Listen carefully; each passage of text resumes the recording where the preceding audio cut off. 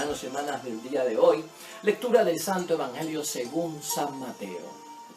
En cierta ocasión Jesús atravesaba unos campos de trigo en el día sábado.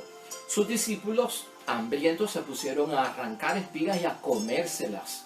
Los fariseos le dijeron: mira, tus discípulos están haciendo en sábado una cosa que está prohibida. Y él les respondió: ¿no han leído lo que hizo David y sus compañeros cuando estaban hambrientos? Entraron en la casa de Dios y comieron los panes consagrados que no les estaba permitido comer ni a él ni a sus compañeros, sino solamente a los sacerdotes. ¿No han leído en la ley que en el templo y en sábado los sacerdotes quebrantan el reposo sin incurrir en culpa? Ahora bien, yo les digo que aquí hay alguien mayor que el templo. Si comprendieran lo que significa misericordia quiero y no sacrificios, no condenarían a los inocentes. Porque el Hijo del Hombre es Señor del sábado. Palabra del Señor. Pues ahí lo tenemos, hermanos y hermanas.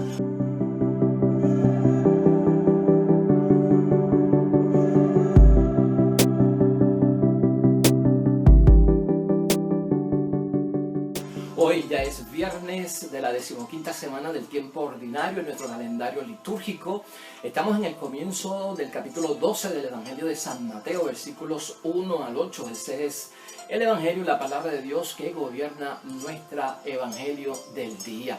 Y hoy tenemos palabras, hermanos y hermanas, de estos encontronazos que tuvo Jesucristo con los fariseos, que eran rigurosos, que eran legalistas en términos del cumplimiento de la ley, de las obligaciones en las prácticas religiosas, y esas confrontaciones que aparecieron con Jesús, ¿no? En momentos en que los discípulos de Cristo no ayunaban, en los momentos en que los discípulos de Cristo no se lavaban las manos para comer, en los momentos en que los discípulos de Cristo pues tal vez estaban trabajando el día del sábado, que había que descansar, o en momentos hasta incluso que Cristo sanó personas de grandes enfermedades en el sábado, en el día de descanso. ¿Qué significa todo esto en términos de estará Cristo violando la ley del respeto al día del Señor? ¿Estará nuestro Señor Jesucristo aboliendo la ley del descanso judío, donde había que respetar este día como el séptimo día en que Dios descansó luego de la creación del mundo? De eso vamos a estar hablando un poquito en el día de hoy, aunque vamos a refinar todo eso. Aquí el pensamiento que nos debe de guiar a todos es este, hermanos y hermanas, que hay que tener cuidado cuando las prácticas religiosas no nos ayudan a descubrir a Dios. Las prácticas religiosas y las obligaciones que tenemos en torno a los compromisos que hemos asumido como cristianos y seguidores de Cristo y como miembros de una iglesia, todo eso, hermanos y hermanas, en términos de obligaciones, de práctica, de respeto y obediencia a las leyes, deben ayudarnos siempre a descubrir a Dios. Si no nos ayudan a descubrir a Dios, debe haber algún conflicto que tenemos que resolver, porque puede ser por mala interpretación o porque estamos siendo muy rigurosos o muy legalistas por la interpretación y aplicación de la ley, y entonces esto nos crea un conflicto y también desorienta el propósito y el espíritu que tiene esta ley de salvar nuestras vidas. Aquí hay tantos temas para discutir y podríamos hablar acerca del mismo día del domingo como el día del Señor para los católicos cristianos y para los cristianos, el sábado, que a veces prevalece como el día oficial para otras religiones como los adventistas, como los judíos, o hasta para los testigos de Jehová. Podríamos estar hablando sobre el significado que tiene el trabajo y qué es lo que se puede y no se puede hacer. Podríamos hablar también acerca de las devociones, las prácticas religiosas, las obligaciones religiosas, en fin, todo esto.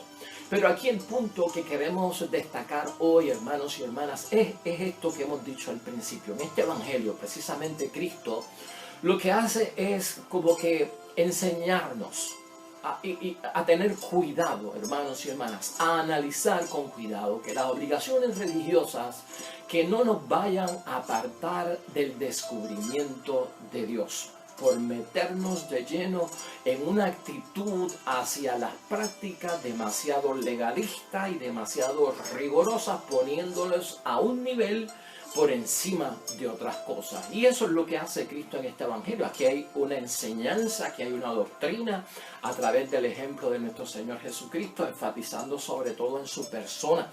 Cristo establece aquí que está por encima de todo, porque Él es Dios. Que los fariseos no puedan ver esto, ¿verdad? Que las personas que tienen a su alrededor no puedan ver esto, pues es una situación desgraciada. Pero Cristo está enseñando, revelando, manifestando su divinidad como Señor del sábado, estableciendo que Él está por encima de todo esto, de que Él puede hacer ciertas cosas porque no está violando nada ni aboliendo nada, sino que Él es el creador. Y el que está detrás de todo esto. Para esto ya nosotros tenemos conocimiento porque nosotros somos cristianos. Pero los judíos no tenían claras estas cosas, hermanos y hermanas. Eran leyes muy pesadas, muy rigurosas las prácticas religiosas de estos fariseos que querían establecer y que estaban velando siempre quién las cumple, quién no las cumple. Las leyes eclesiásticas, hermanos y hermanas, debemos entender todos nosotros, están y deben de estar siempre garantizadas por Dios. Eso quedó claro en el evangelio de hoy. Pueden paralizar la vida cristiana, lamentablemente, y la vida en la iglesia si no descubren a Dios a través de la práctica cristiana y a través de las obligaciones cristianas. Se puede paralizar la vida cristiana, se puede paralizar la vida espiritual porque nos hemos confundido y estamos buscando una finalidad que no la tiene la práctica religiosa cuando caemos en términos legalistas y en términos tan rigurosos como lo que tenían los fariseos. En todo esto nosotros tenemos que tener cuidado en este asunto. Las palabras de Jesús, hermanos y hermanas, son palabras totalmente de liberación. Y eso es lo que tenemos que entender con este evangelio. Aquí hay liberación. Jesús se siente sobre todo libre y en un espíritu libre de actuación. Jesús no está sometido, hermanos y hermanas, como nosotros ya sabemos, a ninguna ley, hermanos y hermanas, religiosa. Él actúa como Señor, y eso queda claro en el evangelio de hoy. Y actúa como Señor de la ley de Dios, porque Él es Dios y esa es nuestra fe. Jesús en ningún momento, vemos aquí en el evangelio, no quiere que un pueblo, hermanos y hermanas, sobre todo, se haga esclavo de su propia subsistencia en términos de las cosas que envuelven el diario vivir y sobre todo la función del trabajo en cada uno de nosotros, ¿no? Los trabajos que hacemos en la vida diaria, hermanos y hermanas, no nos deben ahogar de ninguna forma.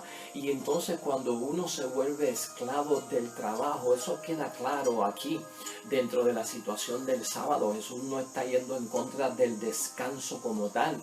Jesús implementa muy claramente que sí, que hay que descansar porque quiere sacar al ser humano de esa esclavitud y de esa necesidad del trabajo que lleva a uno pues tal vez a la confianza, a la seguridad de tener el alimento diario para poder subsistir. Pero si el trabajo me va a hacer esclavo y para subsistir diariamente, hermanos y hermanas, me voy a encontrar en un trabajo totalmente lleno de lo que estoy haciendo y excluyendo toda práctica religiosa, ahí hay un problema. Cristo ha enfatizado eso, hermanos y hermanas, pero no es el punto central aquí. Es necesario que el ser humano trabaje, pero los judíos están confundiendo el trabajo y el descanso con la práctica religiosa y han hecho un revolú de todo esto, hermanos y hermanas, que por ser legalistas y rigurosos ni se entiende.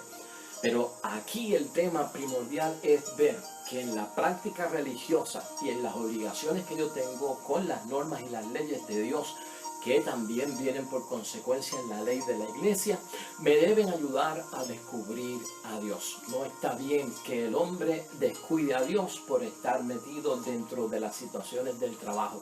Tengo que trabajar para poder sobrevivir en esta tierra, sí, hermanos y hermanas, pero no te puedes volver un esclavo, porque empezarías a incumplir muchas cosas, y eso es otro tema aparte, pero es bueno señalarlo porque también se encuentran aquí. Aquí la confusión que crean los fariseos, hermanos y hermanas, en términos al trabajo, es que llaman trabajo al cortar las espigas, a desengranar el grano de las espigas para comérselo. De parte de los discípulos, a ellos le llaman a eso trabajo. Y la ley no estaba hablando de que eso era trabajo, hermanos y hermanas. En Deuteronomio estaba bien claro que se podía de alguna forma recoger las espigas, desengranarlas para uno comérselas. Eso no estaba prohibido dentro de la ley del Deuteronomio. Así que ese no es el issue aquí, y los fariseos lo han sacado fuera de proporción, lo han malinterpretado en términos tan rigurosos que quieren hacer ver que Jesucristo está incumpliendo con las leyes de Dios, que desobedece y que lleva a otros también a engañar y a desobedecer. Las leyes están al servicio, hermanos y hermanas, de las personas, y eso queda claro con Jesucristo nuestro Señor. Se presentan deberes para nosotros que a veces en la vida son más urgentes. Aquí hay una urgencia en el caso de Cristo. ¿Qué es lo que dice el Evangelio? Que los discípulos tenían hambre. Y como tenían hambre, se pusieron a coger las espigas para desgranarlas y comerse el grano. Eso no es trabajo. Aquí hay una necesidad, aquí hay una caridad que permite Cristo, que les permite hacer a sus discípulos, porque la caridad va por encima, hermanos y hermanas, de ciertas reglas y ciertas normas. Cuando hay hambre, cuando hay casos de urgencia, cuando hay casos de emergencia. No estamos nosotros exentos, hermanos y hermanas, en ciertas situaciones. Por ejemplo, si tú estás enfermo, no estás obligado a ayunar. Si tú estás enfermo, no estás obligado a ir a misa. O sea, hay unas excepciones porque son urgentes, porque tienen que ver con la caridad, tienen que ver con que la persona pues pueda sobrevivir y descansar incluso. O sea, aquí no se puede ser tan riguroso que voy a tener que llevar a mi mamá enferma de 90 años a la iglesia para que pueda comulgar, ¿verdad? Que eso no se da. Y nadie está sujeto a un ayuno antes de cierta edad, y nadie está sujeto a otro ayuno después de cierta edad, y mucho menos si tiene condiciones de salud como la diabetes, si tiene que ingerir ciertos medicamentos o tiene que ingerir ciertas proporciones de comida. Pues todos sabemos que eso tiene un equilibrio. Llevarlo a una forma rigurosa, hermanos y hermanas, de obligar a todo el mundo, a enfermos, a mayores de edad, a hacer esto, y el enfermo tiene que coger y ir a misa porque si no está en pecado, estaríamos cayendo en un desorden totalmente, y ese es el problema que tienen los fariseos. Y si estas cosas no me ayudan a descubrir a Dios, quiere decir que la ley ha sido malinterpretada, y esto no me tiene que dar a mí, hermanos y hermanas, dolores de cabeza. Por lo tanto, se presentarán en la vida, hermanos y hermanas, en términos de las leyes y de las normas, situaciones urgentes, como el hambre, la enfermedad, situaciones que necesitan sanación, y eso fue lo que hizo Cristo. Mayormente en los sábados que curó, vio una necesidad bien grande en expulsar demonios, en sanar enfermedades, en que la gente pudiera volver a escuchar, pudieran volver a ver, pudieran volver a caminar, pudieran volver a mover su brazo que estaba lisiado. Todo esto es mucho más urgente que no trabajar el sábado, porque estamos viendo las cosas desde un punto de vista de salvación, hermanos y hermanas, y no tan rigurosamente. Los judíos en aquel tiempo, y por esto crea mucha controversia, y nosotros no podemos caer en ese error, tenían 39 prohibiciones en torno al trabajo el día del sábado. 39, hermanos y hermanas, prohibiciones. Desde 3 que les voy a mencionar aquí. No podían recoger leña, dice el libro de Números, capítulo 15, versículo 32. No podían encender fuego en ese día, en el libro de Éxodo 35, capítulo 35, versículo 3. Es más, y no podían ni preparar alimentos. Éxodo 16, versículo 23. Así de rigurosas eran estas normas, hermanos y hermanas. Entonces, hasta los mismos profetas del Antiguo Testamento condenaron esa rigurosidad que tenían algunos en términos de la implementación de las leyes, de las prácticas de la religiosa, al extremo de convertirse en cargas pesadas para otras personas. Ahí es que están esos yugos de los que estamos hablando en estos días, ahí es que estaban esas cargas pesadas. Uno de los profetas que criticó todo esto fue Oseas. Si tienes un tiempo de leer al profeta Oseas, y en el resumen del libro del profeta Oseas, lo que nosotros vemos es que él advierte que la práctica legalista de estar haciendo estas cosas puede convertir a un pueblo sin devoción interior. O sea, no crece nada adentro, y entonces todo es un espectáculo de no hacer afuera, pero por dentro estoy con otro sentimiento. Entonces la práctica legalista, dice Oseas, de convertir a un pueblo sin devoción interior, corre el peligro para el crecimiento de las personas espiritualmente. O sea que no es de beneficio para nadie. Hermanos y hermanas, el deber y la caridad siempre está por encima de todo, y el hacer el bien, Cristo lo enseña hoy, como lo ha enseñado con tantas cosas que nos educa y nos da el ejemplo. Es importante tener la caridad en mente, es importante hacer el bien antes de estar señalando que esto es malo, esto es bueno, esto es pecado, esto es gracia, esto se puede, esto no se puede. Cuando nos volvemos bien legalistas, dicen hermanos y hermanas que los que se vuelven bien legalistas con la ley son los menos que saben de la ley. Porque el que estudia leyes tiene que estudiar cómo se interpreta la ley y cómo se aplica correctamente. Y toda ley está hecha para ¿qué? Para beneficio del hombre y no para daño del hombre. El que interpreta rigurosamente la ley siempre está sentenciando, siempre está señalando, siempre está condenando, porque no tiene nunca los elementos básicos para entender el desarrollo de la ley, la aplicación y la interpretación. Y eso también es señalamiento por parte de Cristo ante los fariseos. Por lo tanto, hermanos y hermanas, aquí terminando, para nosotros entenderlo, lo que hay un debate acerca de la licitud de los comportamientos, lo que es válido, lo que es lícito. Lo válido tiene que ver con la eficacia y la licitud tiene que ver con lo que se puede o no se puede hacer, ¿no? La validez tiene que ver con la eficacia de algo, ¿verdad? Que llega al resultado que está buscando, llega al propósito que estaba buscando. Esa es la validez de una ley que consiguió, por ejemplo, en este caso, la validez que consiga descubrir a Dios y mi crecimiento espiritual. La licitud tiene que ver con si se puede o no se puede. Y a veces nosotros los cristianos, hermanos y hermanas, en vez de tener una mente espiritual, tenemos una mente religiosa. Y hay dos diferencias en términos de la mentalidad religiosa y la mentalidad espiritual. La mentalidad religiosa en nosotros se mete en la licitud, no tanto en la validez, en la eficacia, sino en lo que se puede o no se puede hacer. La mentalidad religiosa se mete en qué es pecado, qué no es pecado, qué es gracia, qué no es gracia por parte de Dios, qué es lo bueno, qué no es lo bueno, qué se puede hacer, qué no se puede hacer, qué condena, qué salva, y está todo el día moviéndose la mente religiosa en términos de esto, rigorista, legalista, y evaluando todo. Eso es malo, esto es bueno, eso se puede, eso no se puede, eso es pecado, eso es gracia. Bueno, se forma un revolú. La mentalidad religiosa es peligrosa en ese sentido, y Cristo nos llama más bien a tener una mente o una mentalidad espiritual, de descubrir a Dios antes de estar en estos parámetros de lo que se puede o no se puede hacer. Y mira, déjame señalarte aquí varias cosas en términos de nuestras prácticas religiosas, y ya esto es a manera de conclusión. Nuestras prácticas religiosas, hermanos y hermanas, tú las haces y yo las hago. Entre ellas podemos mencionar algunas de tantas que hay. Pero cuando hablamos de prácticas religiosas, para que tú entiendas esto en tu mente y en tu desarrollo espiritual, prácticas religiosas como el ayuno, como los rezos, como las devociones, como la oración, como la caridad, como las peregrinaciones, como las procesiones, como la meditación y la penitencia. Son algunas de las prácticas religiosas.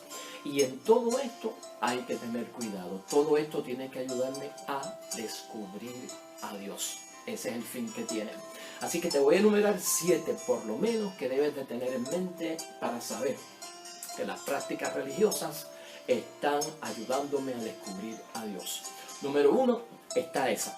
Toda práctica religiosa que tú hagas en tu vida, si va a tener la validez que Dios espera en tu crecimiento espiritual y salvífico, tiene que ayudarte a descubrir a Dios. Número 2, está garantizada por Dios esa práctica religiosa y por la iglesia. En segundo lugar. En tercer lugar, el propósito de la práctica religiosa tiene que ser la vida y la salvación. En cuarto lugar, tiene que ser la práctica religiosa libertadora para mí.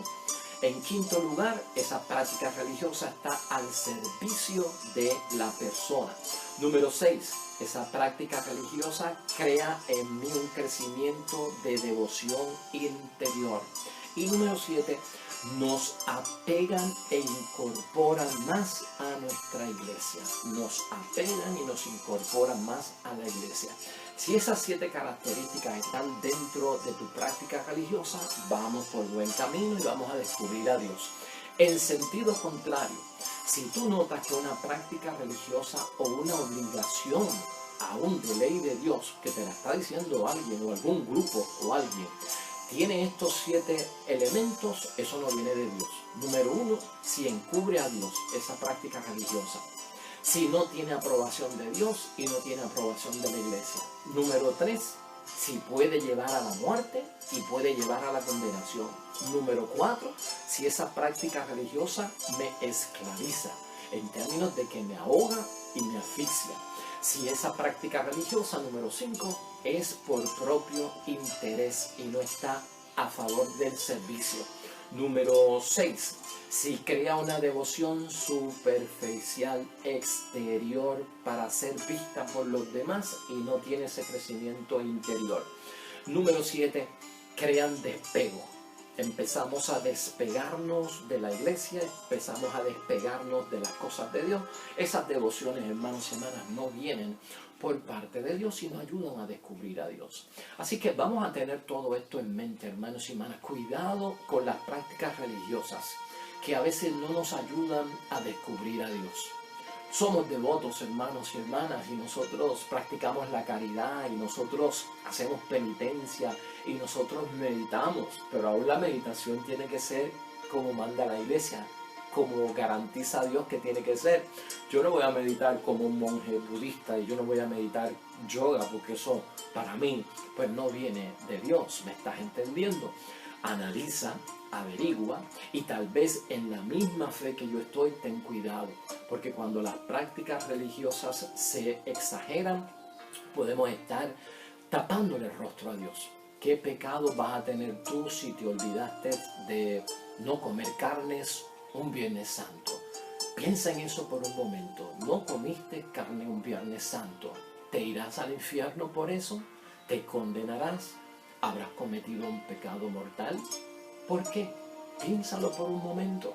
Podemos llegar a ser tan rigurosos, hermanos y hermanas, cuando la ley es para la salvación de las personas.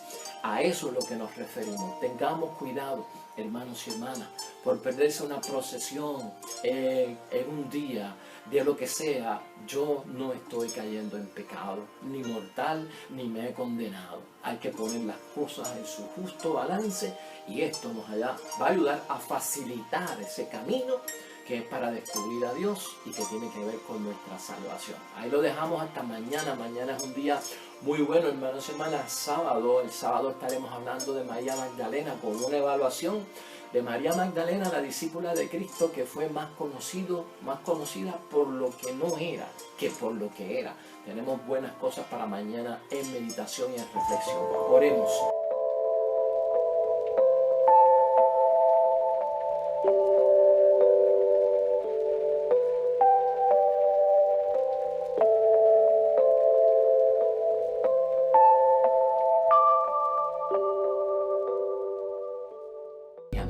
Hermanos y hermanas, el Señor esté con vosotros. La bendición de Dios Todopoderoso, Padre, Hijo y Espíritu Santo, descienda sobre ustedes y permanezca para siempre. Nosotros regresamos mañana con el favor de Dios, nuevo evangelio, nueva meditación de la palabra de Dios. Recuerda siempre, todo cuanto hagas junto a los tuyos, para la gloria y la honra de nuestro único Dios.